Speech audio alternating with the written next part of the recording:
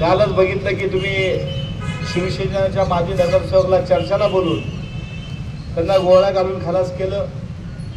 त्याच्या अगोदर भारतीय जनता पार्टीचे आमदार आहेत, त्या आमदारांनी पोलीस चौकी जाऊन गोळीबार केला, त्यामध्ये दोघं जखमी झाले। एका पुण्यामध्ये कार्यक्रम झाल्यानंतर पोलिसाला चापट मारण्यात आली। अलीकडच्या काळामध्ये सोलापूर शहरामध्ये, राज्यामध्ये, देशामध्ये महिला सुरक्षित नाहीत। तुम्ही मणिपूरमध्ये बघता की ओपन महिलांची लग्न दिंड काढले जाते।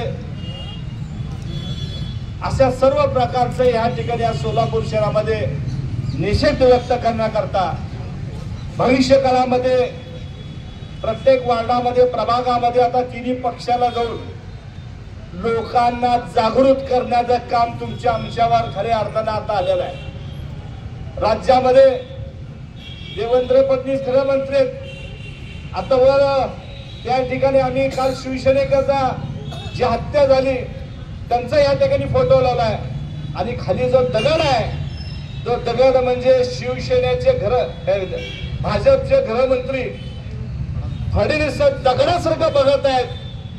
ह्यानंतर माझ्या भाषणानंतर त्यांना देखील हार घालून भावप्रतिनिधी श्रद्धांजली गृहमंत्र्यांची व्हायची आहे, म्हणून आपण सगळे एकत्र आलोय। आता श्री साहेबांनी सांगितलं, गणेशजी वनकरनी सांगितलं, आमच्या लिंबनिक सरांतर पाडाच वाचला। राज्यामध्ये लोकशाही राहिली का नाही, देशामध्ये लोकशाही राहिली का नाही, अशा पद्धतीनं दादागिरी, गुंडगिरी व हुकुमशाही व तानाशाही या राज्यामध्ये, देशामध्ये चाललेलं आहे।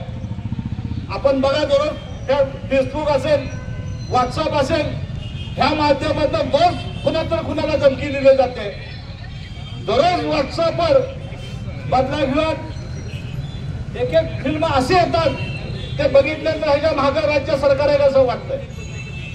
सांगून मर्डर होतात काय, सांगून गोळीबार होतो काय, ह्या पद्धतीने ह्या राज्यामध्ये देवेंद्र फडणवीस ज्यांच्याकडे घर खात आहे ते खऱ्या अर्थाने घर खातं हे खऱ्या अर्थाने फेल गेलं असं वाटतंय।